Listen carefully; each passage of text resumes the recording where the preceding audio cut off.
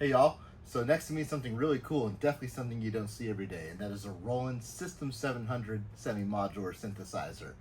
I want to take you guys through it, show you guys the modules, and get you up close and personal with it, because again, this is not something that we see on a day-to-day basis on YouTube or in the world. Unfortunately, as I've said in other videos, the only way I can produce this kind of content is if I do it in this sort of lo-fi way. So there's not going to be any direct feed or really put together music examples or anything. I'm just going to show you guys the System-700. Hopefully you guys get a kick out of it. I know I get a kick out of working on this stuff, so hopefully you can get a kick out of seeing it. So here we are in front of the beast. We're going to start like any good synthesizer video and turn it on. So here is the power switch, and we're going to just turn it on. Got a nice little light. Heard a little pop from the spring reverb, which is all I have hooked up right now. And we're just going to start from the bottom left, and we're going to go all the way up. Actually, let's start with the keyboard. So this is the 701A keyboard controller. 61 keys. Has its own little pitch there.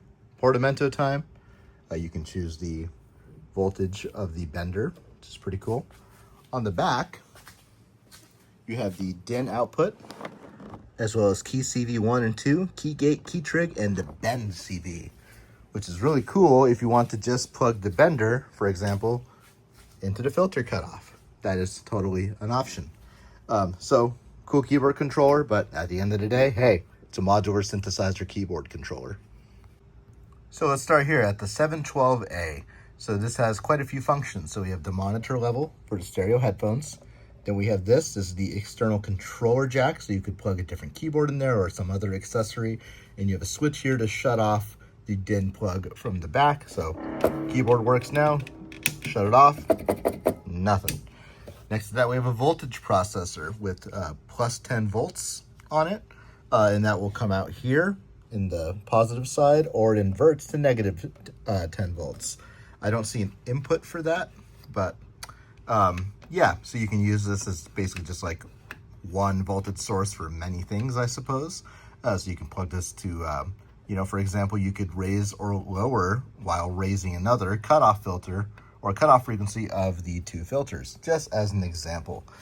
Next to that, we have a keyboard CV output. So that just gives you a nice keyboard CV output from your keyboard or accessory or whatever is bussed into this, the keyboard CV, which we'll get into later, and a gate output, which of course complements the keyboard CV.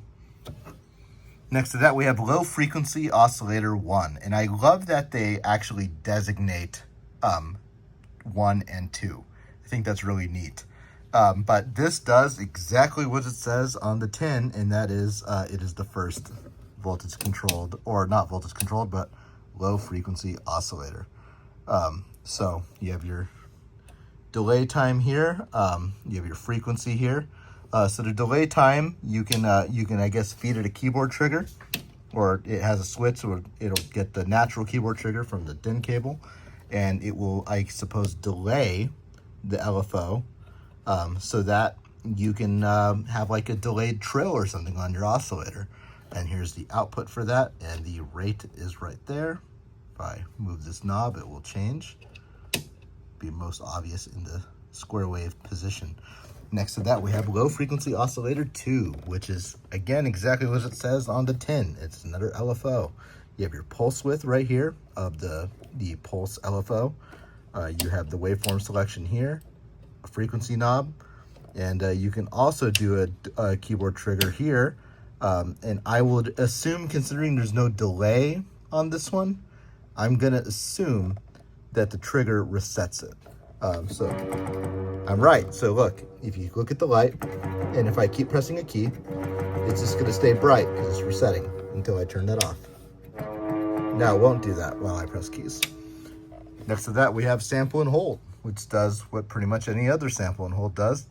Takes a sample of an input and spits out the output based on a clock, which is all right here. Next to that, we have the 707A amplifier. So this has an integrator, which goes off the envelope follower, which this is like a basically a lag generator. You have the envelope follower right here, and then basically a preamp right here. This is very much Super 2600 ripoff right here. Love that.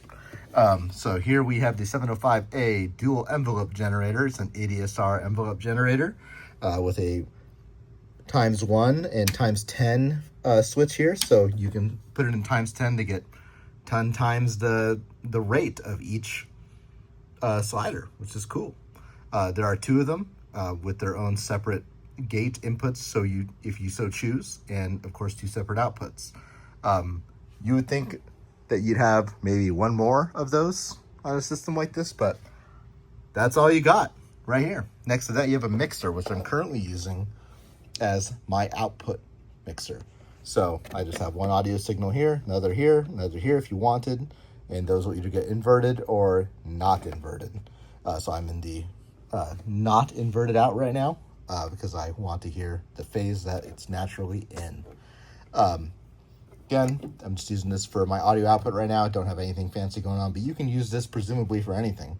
A voltage, different signals, etc. You can mix them in this module. Next to that, we have multiples, which again, they do exactly what they say on the tin. And then the power switch, which we already went through.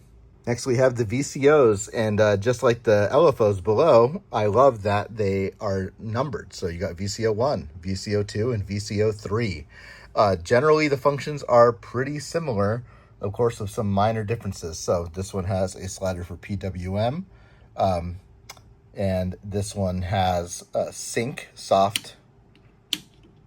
So there's your sync switch right here, another sync switch here.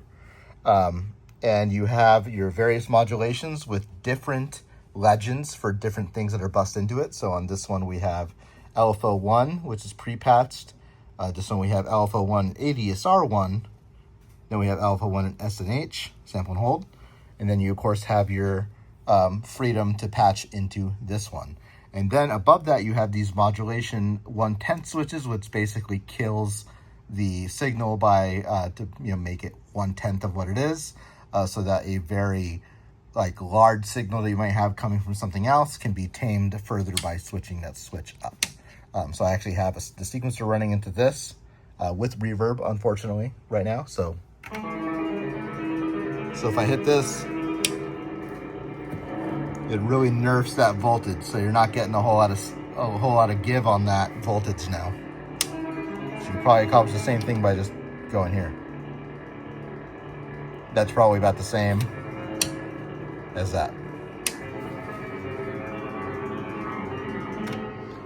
So anyway, those are your oscillators. Next to that is your noise modulator, noise generator and ring modulator, which do exactly what you think. One has white and pink noise. And then there's the ring modulator, where you choose the 2 things that are going to be ring modulating.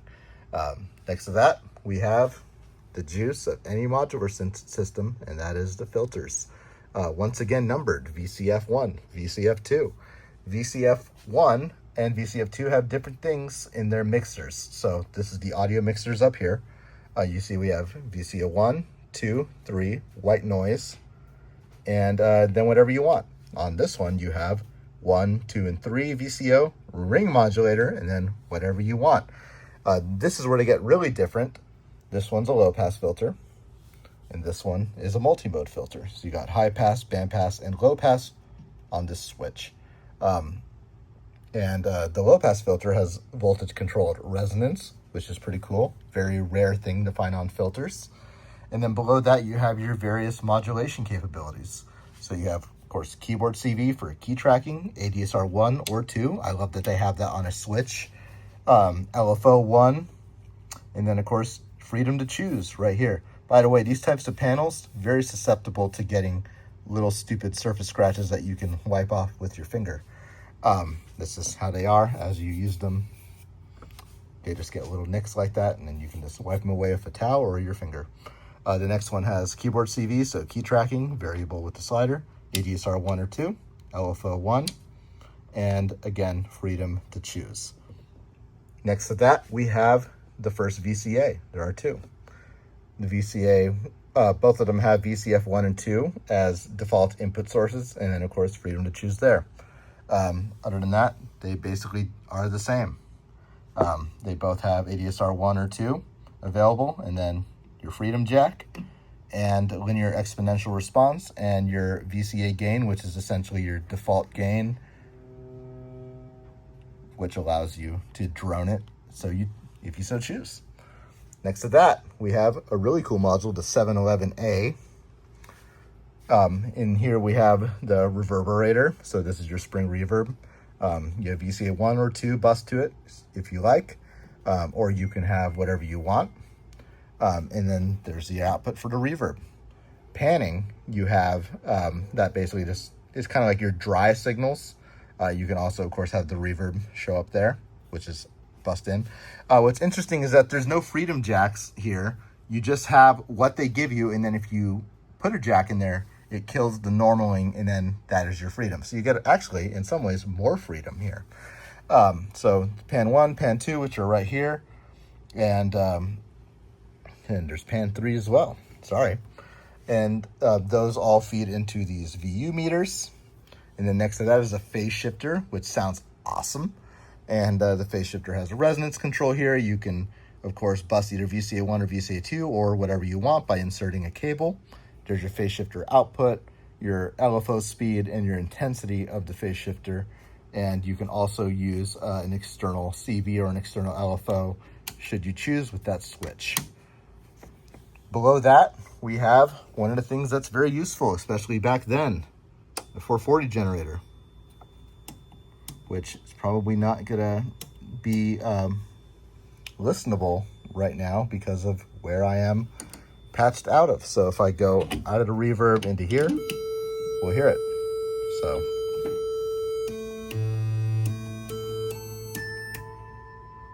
okay. So if you want to say a bad word, there you go. Now let's talk about the 717A sequencer, the top part of this system, and also the area where I had problems that I had to fix. Otherwise, this thing was fully working. Just some background of what we do to systems like this. This system was recapped. These old Rolands are filled with what's called a lilac capacitors. That's a trade word that us technicians use. They're essentially these lilac colored capacitors that are prone to leaking and destroying circuit board traces. And a lot of early Roland and Korg stuff and Yamaha stuff has them in there, and they pretty much all have to be replaced with very few exception.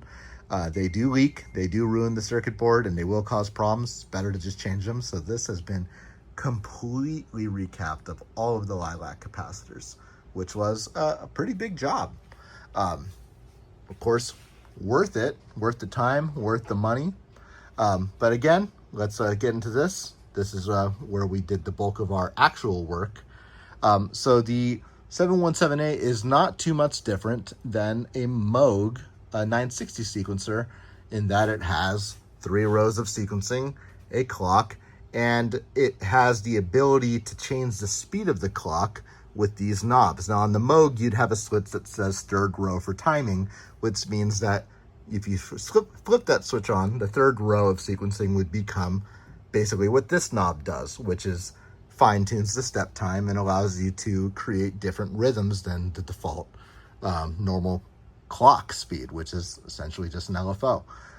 So that is how pretty much the sequencer works. The sequencer is quirky in that the actual technology and topology behind it is based on TV remote selection switches, or ICs, which is hysterical. Nobody knows why Roland used what they used, considering they had a lot of other stuff to go off of. But nonetheless, they made a very quirky sequencer that works great. So much like the Moog sequential switch, you have essentially that here. But let's start above that because getting ahead of myself here. So here you have your voltage outputs for each row. So those correspond here, channel A, B, and C. And you have your voltage range. This is also something that's on the Moog. So this basically means that the throw of this knob will be 2 volts. So at the bottom will be 0. At 10, it'll be 2 volts, which is 2 octaves of voltage range. This will make it 4 octaves of voltage range. This will make it 10 octaves of range, which is insane. So we're gonna leave it at 2. And then you have the same thing here and here. Over here, you have essentially a sequential switch. So you can choose the direction of the sequencer. So if you have it in manual, you can choose any of these. If you have it in A, it's just gonna stay in A, depending on the repeat mode. Stop just means that when you hit the sequence start button, it'll stop at the end. So I have it set to 7 steps. It stops at the 7th step. So I'm gonna start it again. If I have it on repeat, it'll just repeat from there.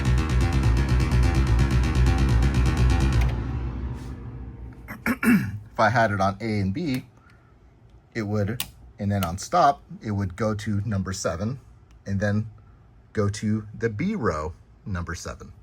And then in this case, it would stop. So let's see how that sounds. And also I don't have anything programmed here. I'm just gonna go ahead and twist some knobs at somewhat random. It's gonna sound horrible. See how it goes. And that's that. Should you please, you can divide each step. I have it on a 16th note. You can make it 1 notch faster from there. I find that this is a great default place to be. 1 is very slow. Half note is, still you don't get a lot of range at your clock rate at those rates. So I like it to be there, but it doesn't matter at all. And once you divide it, you can further fine tune it by turning the fine tune knob. This basically lets every step by default change the clock rate and add interrupts to the clock, which means that the clock is not always super hyper consistent. However, we fixed it so that it is pretty damn consistent, because that's our job. Then of course you have this, which basically will produce the voltage of the step, but not the gate. So that's what that does, kind of like a tie or a legato, which other sequencers would call it. These buttons allow you to choose steps individually so that you can program their voltage if you have it droning or something. Very useful. And then at the very left of this, you have a pulse shaper. So this allows you to put a pulse in and or use something else essentially to create a pulse. And you have this knob here to determine the length. Pulse shaper is cool. Not going to show you an example of that. And you have some other interesting stuff here. So you have control for, like you can add a pulse for, I guess, any of these, a start, continue, stop, and end. So you can control it externally or with some other rhythmic device. There's a hair here, sorry. And then you have your start pulse out and your end pulse out. Could be useful for firing off other sequencers. And really it's the world's your oyster there. You can do a lot. Series output, I believe this is essentially this will get you all 3 different voltages, all 3 rows coming out of here. So that's cool. And there you have it, a System-700. All right, let's start making some noise here. So I'm gonna work with the sequencer a little bit first to just show you how that works. So right now I have it on repeat 2, which means it's just gonna cycle between, and I also have it on a 3-note step selector here on the steps, on the step selector. Sorry, I'm tripping over my words here. So essentially it's gonna give you 1, 2, 3 of number 1, channel A, and then 1, 2, 3 of channel B, over and over again. So I'm gonna change the division, so and I'm also gonna adjust the fine control so you can see how that all interacts with each other.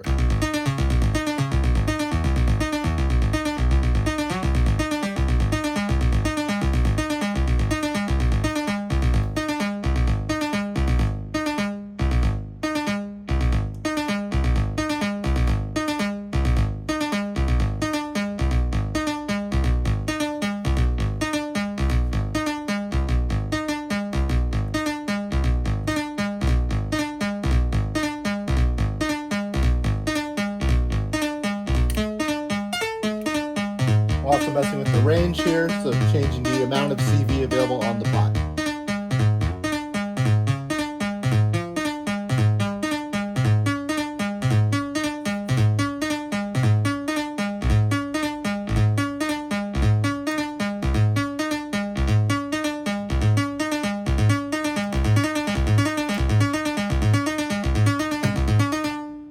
So that's essentially working with division, the fine-tune control, the range. So there you go. That's the 717A analog sequencer by Roland. So now let's move on to the main cabinet. Okay, so now we're right in front of this thing, and you might notice that I removed all the patch cords, and that's because this is a semi-modular synthesizer, much like an ARP 2600. What that means is that you have the most common functions pre-patched in to the most expected inputs and outputs, so that you can make a sound more or less with no patch cables. The only patch cable I have going here is the left channel output to this mixer that I'm using as my output, only because I really don't want my main output cord tied directly into the 711A module, which I certainly could do, but I just don't want to. So let's start by just making some droning sound. So I'm going to turn everything off as much as I can, as much as I can remember to. I'm sure I'm missing something. Don't lambaste me, please. So we want VCA1 going into the filter. And we're going to open the filter completely so that we know it's generating signal. Now in VCA1, we're going to turn up VCF1, which is again pre-patched. And then in the panning section, we're going to turn up VCA1. And then we're going to, on VCA1, I also need to turn up the VCA gain. And at this point, seeing as I already have some level here on my mixer, we should hear it. There it is. So now that we hear that, we can mess with the oscillator and listen to it. So that's the saw wave. This is the sine wave. Then we have the triangle wave. A little more harmonic content. Saw wave. And the pulse wave, which has variable pulse width.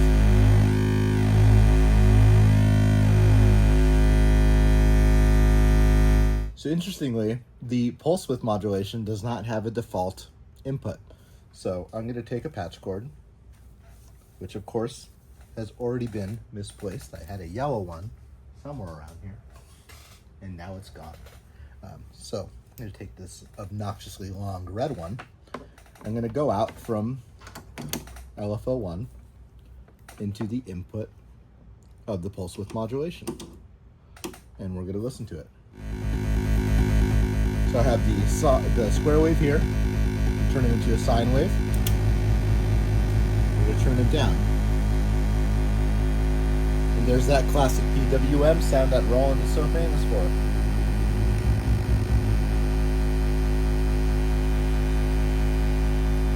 Cool. So let's add a second oscillator into the mix. So these are already at unison because I've already messed with them recently, but we can change the tuning easily.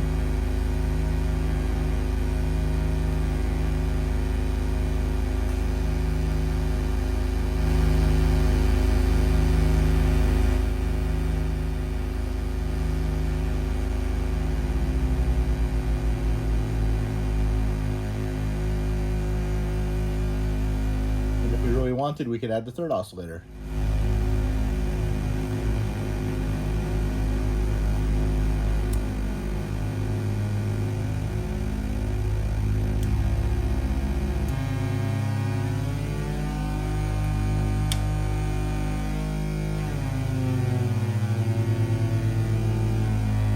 Sorry, I gotta have the keyboard voltage on this one for it to match.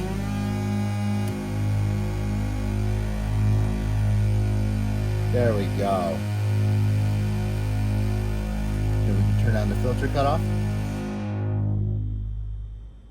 Turn up some resonance on the way back up. Turn it up a bit. As we say in the shop, give it a little more ass.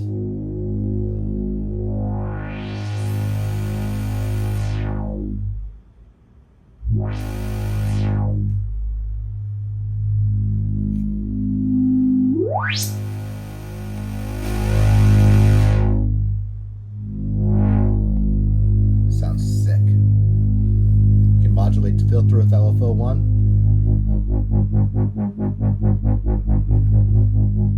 Which is cool.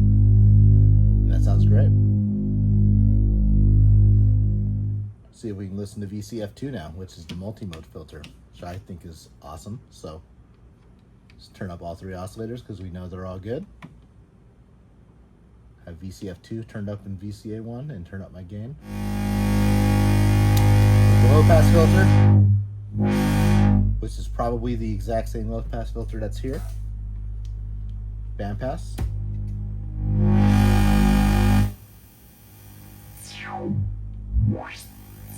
Sounds sick. High pass. And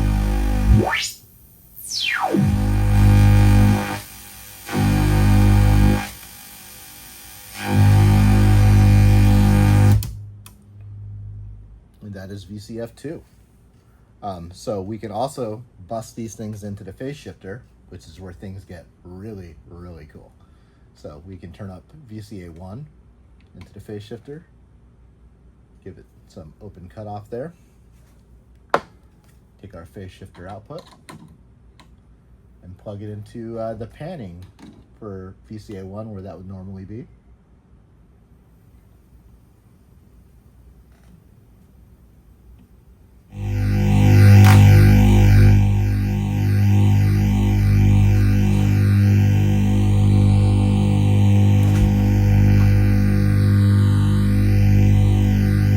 Adjusting the speed, that's like the internal LFO for the phase shifter.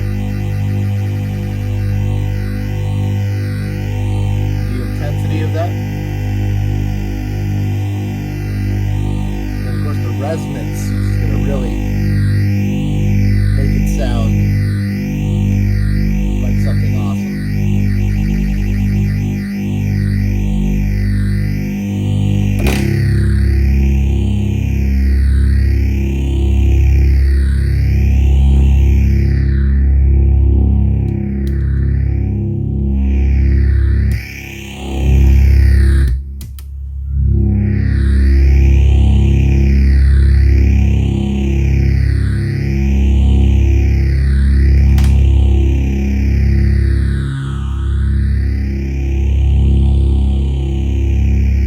At these moments you get kind of lost in it and just kind of don't want to stop listening to just how it is. I wish you were in the room with me so you could hear it. Also wish I had recorded direct audio for you, but I'm just not that good of a person, I guess. But geez, it just sounds so good. Probably put that into the reverberator. Turn up the reverb here.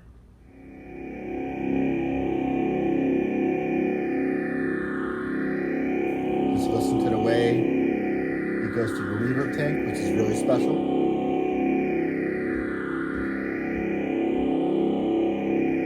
And add a little bit of motion here. Maybe let's add an envelope. So let's go external gate, LFO2, square wave. Let's do saw wave actually.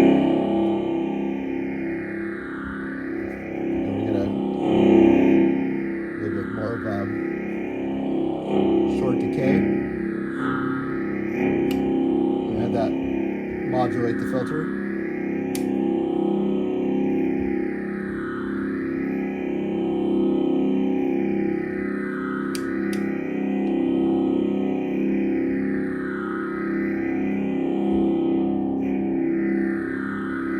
I don't know why I'm not hearing that now.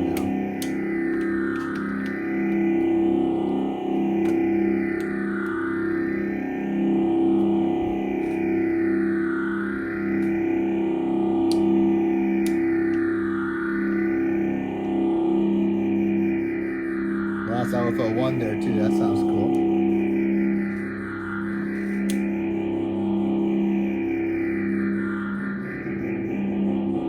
There it is.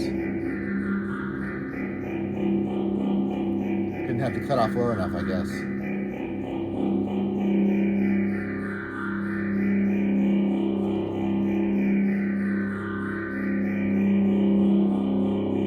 Let's bring in the ring modulator.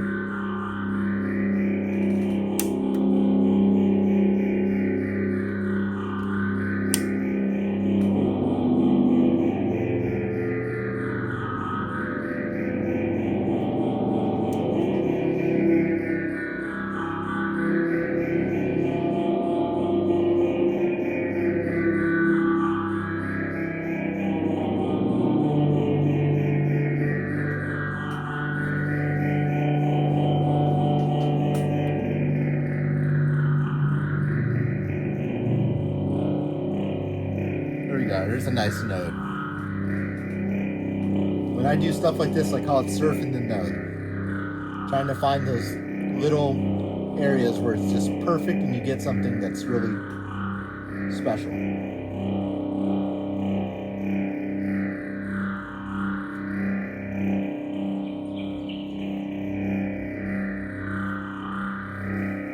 And I think that sounds really cool.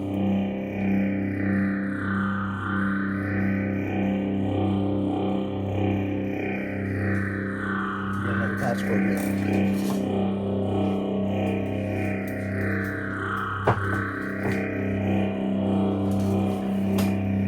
Perhaps we can sequence the filter, use the channel A output into our free jack here. Press start. We have 3 steps to work with.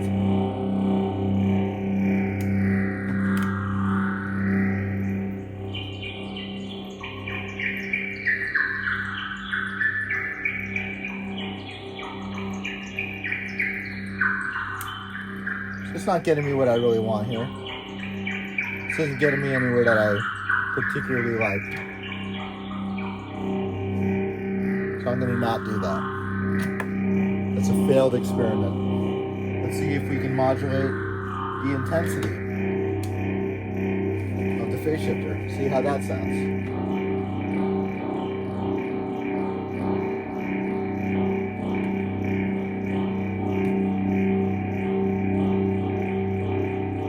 That's also not very interesting.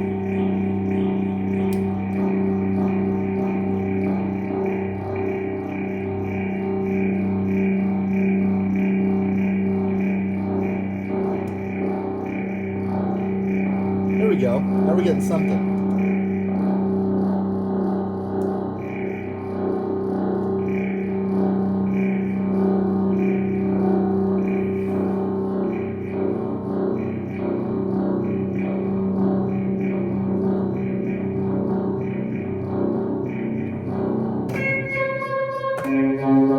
Wow, got kind of a Foreman thing going on now.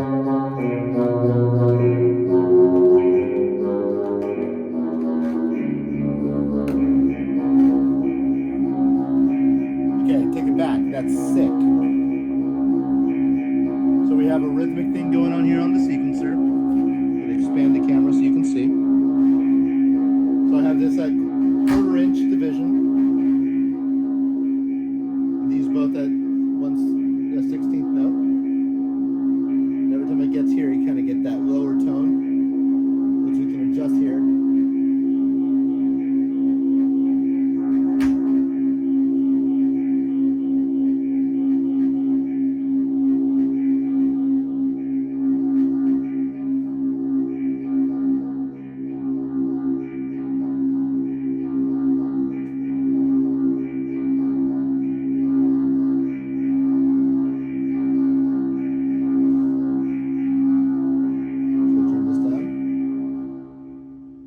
Have it. Surfing the System-700.